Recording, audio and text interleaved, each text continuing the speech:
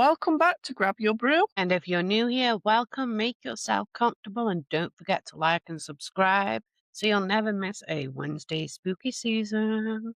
So this week, we're talking about something that, well, doesn't just haunt the internet, it haunts me. Mannequins. So grab your brew. You might want it strong for this one. Yeah, definitely.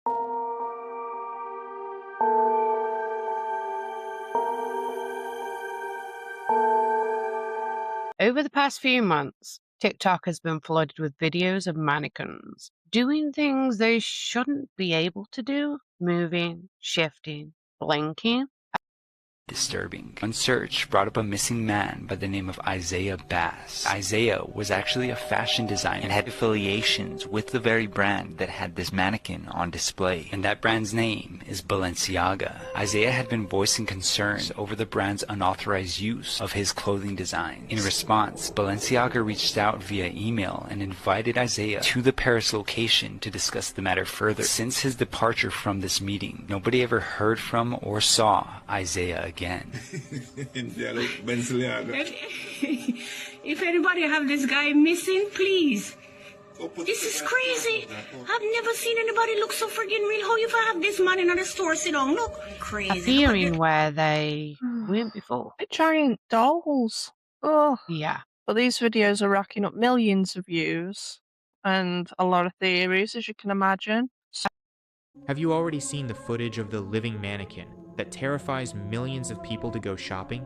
Because it started as a normal day at the mall. But while browsing the displays, a group of shoppers noticed something that felt wrong. One specific mannequin didn't have the glossy shine of plastic.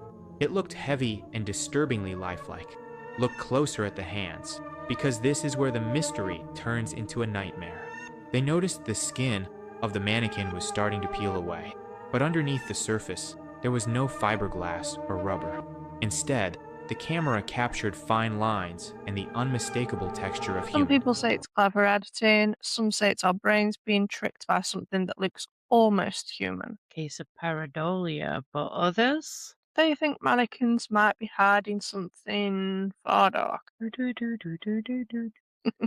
Because there's something deeply unsettling about them, isn't there? They look like us, but they aren't us. They wear our clothes, they stand in our shape, they stare with eyes that don't blink. Told you they're like giant dolls. They're fake humans and they're life size. So somewhere in the back of his mind, it's like you've got this little voice that says, what if they were real once? Is this just uncanny valley or are our brains reacting to something? Close to humans, but not quite? Or is it something more? Something rooted in history, maybe? Some things that remind us that humans are capable of doing devastating, disgusting things to other humans. And that brings us to tonight's story, because this isn't just a creepy internet conspiracy. This actually happened. Oh, let's talk about a man called, I keep thinking to say Anatoly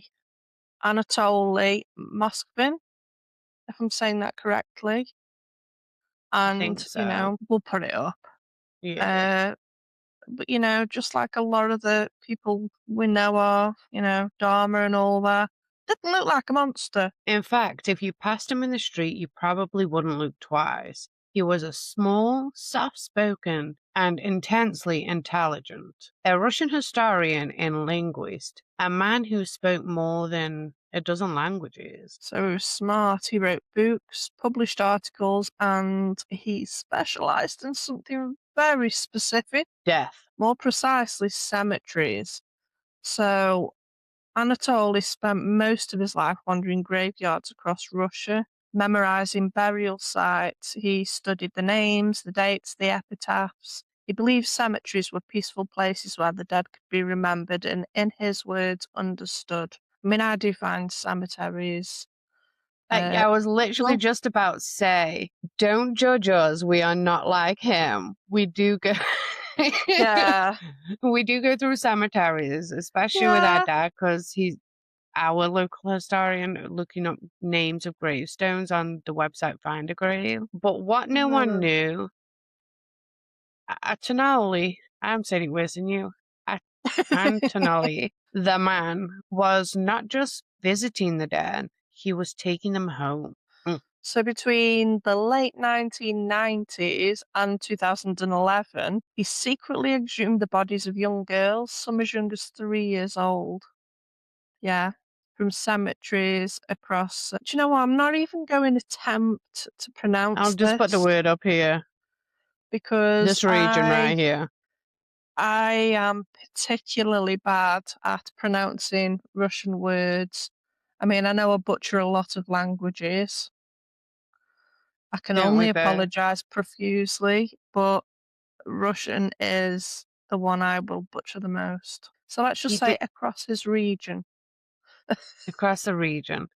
He didn't steal jewelry. He didn't rob graves for money. He stole the bodies themselves. And what he did with them is the reason his name now whispers in true crime circles all across the world. So he took the corpses back to his little apartment and he turns them into something else. Something that, just sat quietly at home and looked almost alive. He mummified them, dressed them in bright clothes, stuffed their faces with fabric to make them look fuller, added wigs, painted their lips. And when he finished, they looked like dolls or worse, mannequins. Told you life-size dolls shouldn't exist. So he'd have them posed, sitting on couches, standing at the corner, and just lined up in his room, like stationary visitors maybe. So to anyone who walked into his apartment, it just looked strange but harmless, like a large collection of dolls. It freaks me out. I've got to think about dolls. But they definitely weren't dolls. They were real No. children. He gave them names as well, though. Why would he take away their original names? That's what I didn't get. He believed Oh, their yeah. spirits were still inside them and that he had saved them from loneliness. Yeah, he was clearly mentally ill.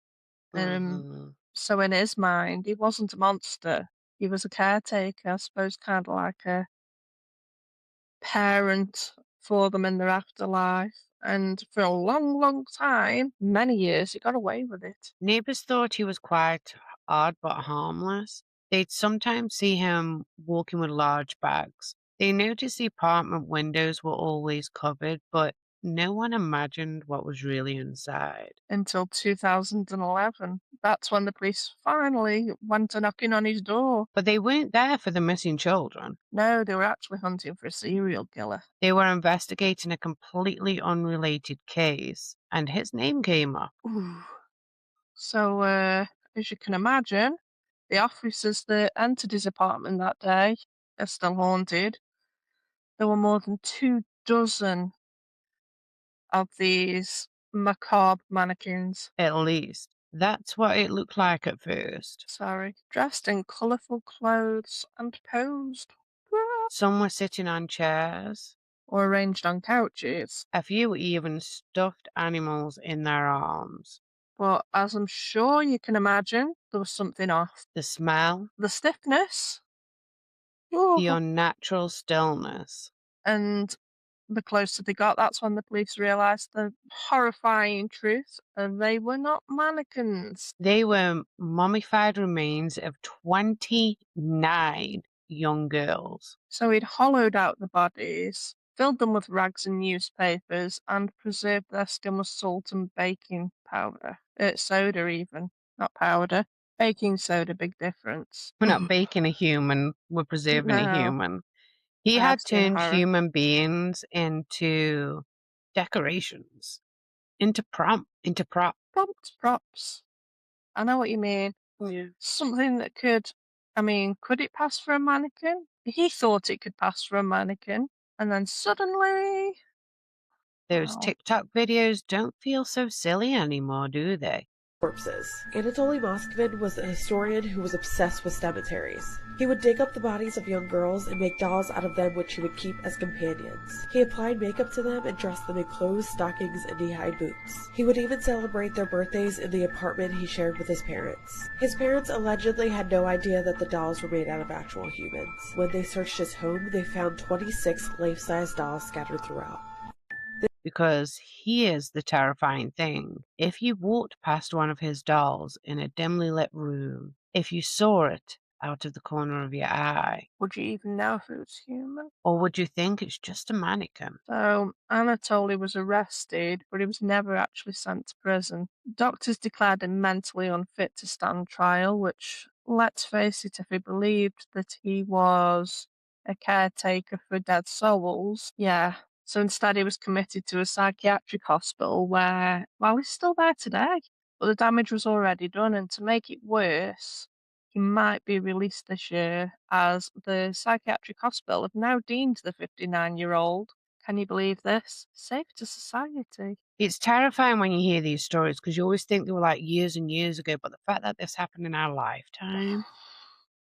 I was And alive he was then. only 59. He's only Only 59. 59. Yeah. Families learned that their children's grave had been empty for years. Entire communities realized that something unthinkable had been happening right under their noses.